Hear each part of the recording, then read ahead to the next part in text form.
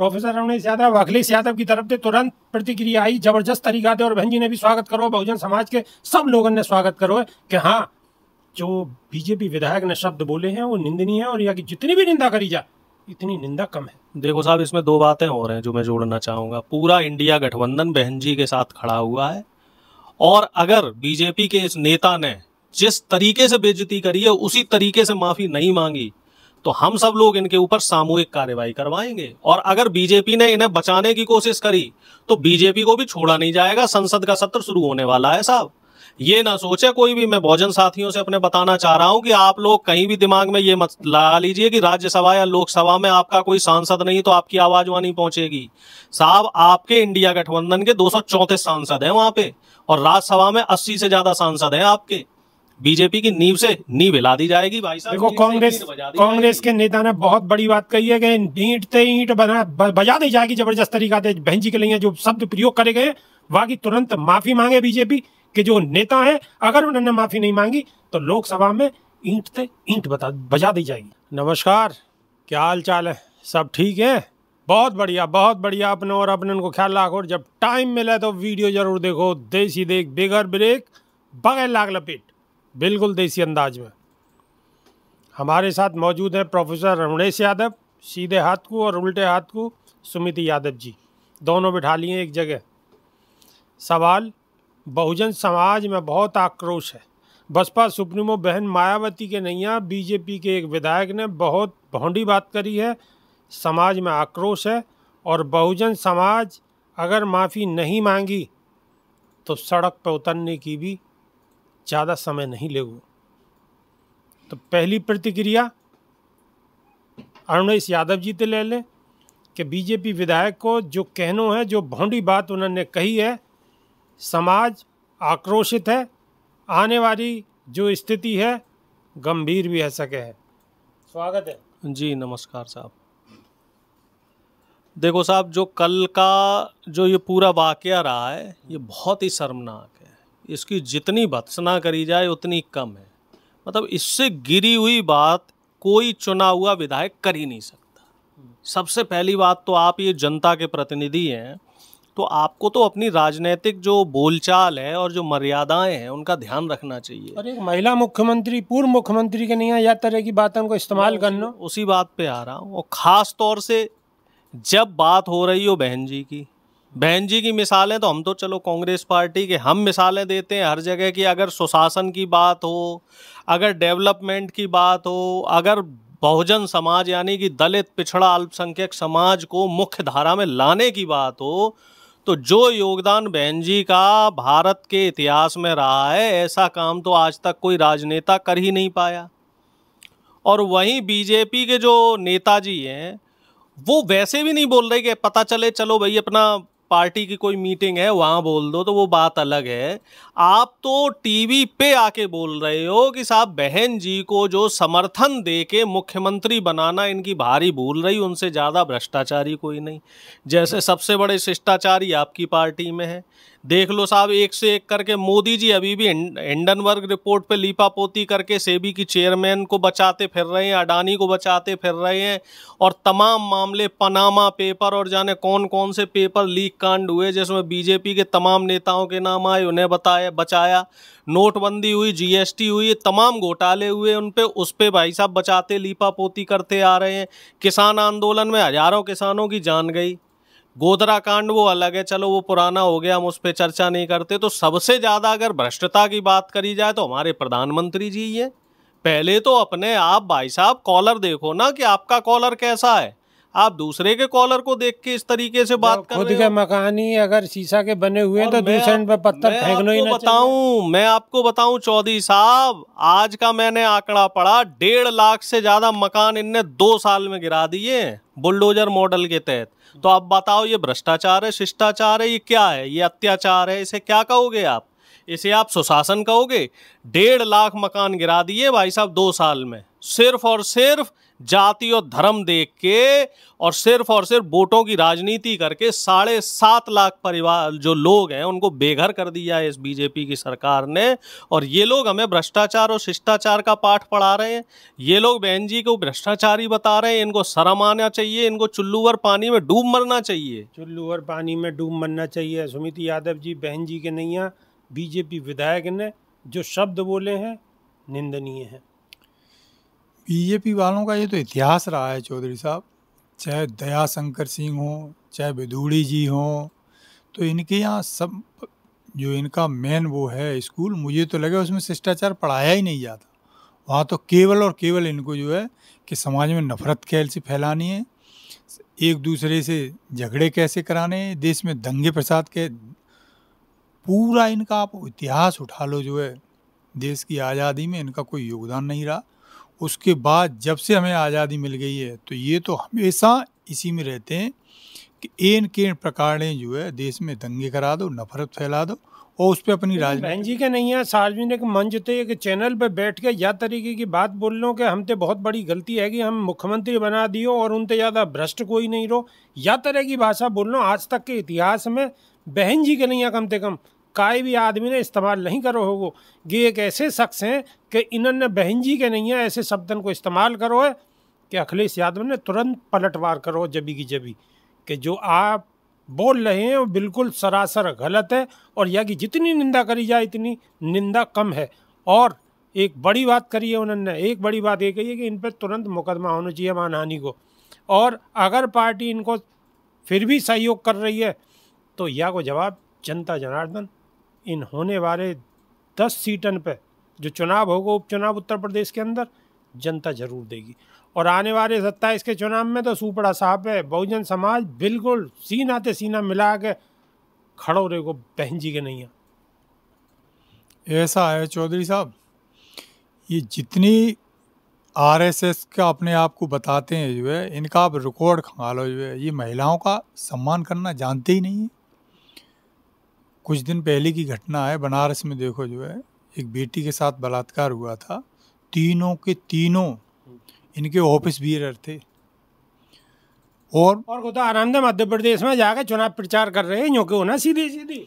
हाँ, वही मैं कहना चाह रहा था, लेकिन आप देखो जो है कोई कार्रवाई नहीं करी उन पर। जब बहुत हल्ला गुल्ला मचा तब वहाँ से प्रचार से फुर्सत और उनकी तो फोटो भी छप गई खूब मीडिया में बिल्कुल छाए हुए, लेकिन बावजूद भी कोई कार्रवाई नहीं हुई उन पर। तो महिलाओं का सम्मान तो करना जानते ही नहीं है। अब आदरणीय मोदी जी को ही देख लो आप जो है, पहले तो इन्होंने बताया ही नहीं कि हमारी शादी हो गई है, लेकिन जब लोकसभा लड़े, जब बाध्यता आ गई इनके सामने जो है, तब इन्होंने कहा कि हमारी शादी हो गई है। तो महिलाओं का सम्मान जिस पार्टी का जो है सर्वे सर्वा जो है अपने आप को मानता है, वो महिलाओं का सम्मान नहीं कर रहा, तो नीचे वाले क्यों करेंगे? नीचे वाले क्यों करें? प्रोफेसर रमेश यादव, अखिलेश यादव की तरफ से तुरंत प्रतिक्रिया आई, जबरदस्त तरीका दे, और बहन जी ने भी स्वागत करो, बहुजन समाज के सब लोगों ने स्वागत करो कि हाँ जो बीजेपी विधायक ने शब्द बोले हैं वो निंदनीय है और या कि जितनी भी निंदा करी जा इतनी निंदा कम है। देखो साहब, इसमें दो बातें और हैं जो मैं जोड़ना चाहूँगा। पूरा इंडिया गठबंधन बहन जी के साथ खड़ा हुआ है, और अगर बीजेपी के इस नेता ने जिस तरीके से बेइज्जती करी है उसी तरीके से माफ़ी नहीं मांगी तो हम सब लोग इनके ऊपर सामूहिक कार्रवाई करवाएंगे। और अगर बीजेपी ने इन्हें बचाने की कोशिश करी तो बीजेपी को भी छोड़ा नहीं जाएगा। संसद का सत्र शुरू होने वाला है साहब, ये ना सोचे कोई भी। मैं बहुजन साथियों से अपने बताना चाह रहा हूँ कि आप लोग कहीं भी दिमाग में ये मत ला लीजिए कि राज्यसभा या लोकसभा में आपका कोई सांसद नहीं तो आपकी आवाज़ वहाँ नहीं पहुँचेगी। साहब, आपके इंडिया गठबंधन के 234 सांसद हैं वहाँ पे, और राज्यसभा में 80 से ज़्यादा सांसद हैं आपके।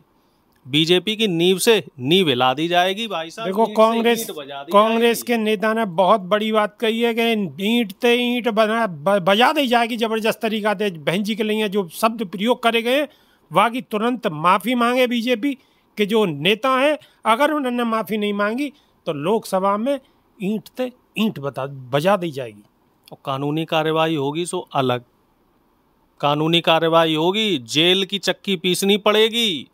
और पीसिंग चक्की पीसिंग चक्की पीसिंग। समझ लो उपचुनाव आ रहा है, उपचुनाव में 10 की 10 सीटों में इनकी जमानतें जब्त होगी। हरियाणा का चुनाव ये बुरी तरह से हारेंगे क्योंकि पूरा बहुजन समाज इनके खिलाफ वोट करेगा। और ये जम्मू कश्मीर का भी चुनाव आ रहेंगे, महाराष्ट्र का भी आ रहेंगे और झारखंड का भी आ रहेंगे, क्योंकि सभी जगह 85% से ज़्यादा बहुजन है। और इन्होंने तो सेल्फ गोल कर लिया है साहब, इसे कहते हैं सेल्फ गोल। अति आत्मविश्वास कहते हैं ना, अति का भला न बोलना और अति की भली न चूप, और अति का भला न बरसना और अति की भली न धूप। तो जो अति है वो खराब होती है। अति तो रावण को भी ले डूबी। आज तक के इतिहास में बहन जी के लिए काई ने भी ऐसे शब्दन को कहा, छोटे मोटे शब्दन को भी काई ना कोई गलत प्रयोग नहीं करो, जो बीजेपी के इन विधायक साहब ने करो है। कमार बसपा सुप्रीमो बहन मायावती के नहीं है, इतनी लंबी चौड़ी बेहुदा बातें पेश करी हैं कि जाकी जितने निंदा करी जाए इतनी निंदा कम है।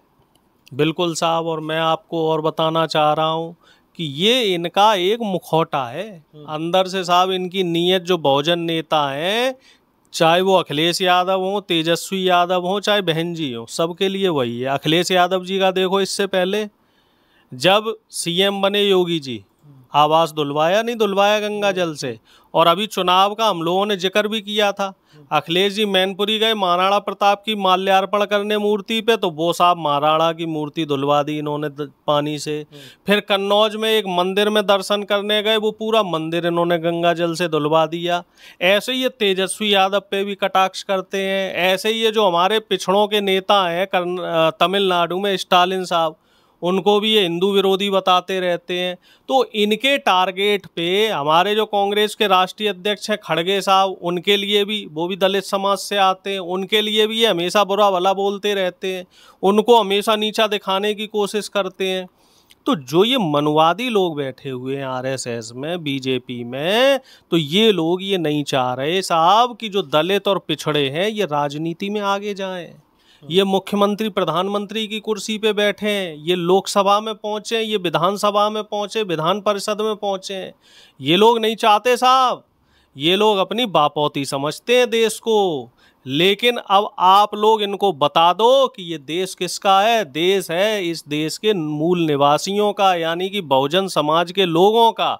और ये जो 10% 15% खाकी नेकर वाले बीजेपी के लोग हैं, जिन्होंने मुखौटा बना रखा है, इनके मुखौटे को हमें निकाल के इनकी हकीकत को जनता के सामने रखना है। जनता के सामने मुखौटा उतार के रखना है। प्रोफेसर साहब को कहना है, आप कैसे मान रहे हो? मैं तो बहुजन के लोग, जो विचारधारा के लोग हैं, उनसे ये निवेदन करूंगा जो है कि हमारे यहाँ कहा ना जाए ना कि सूद सहित बदला ले लो। तो मौका आ रहा है जो है बीजेपी वालों से जो है सूद सहित बदला ले लो।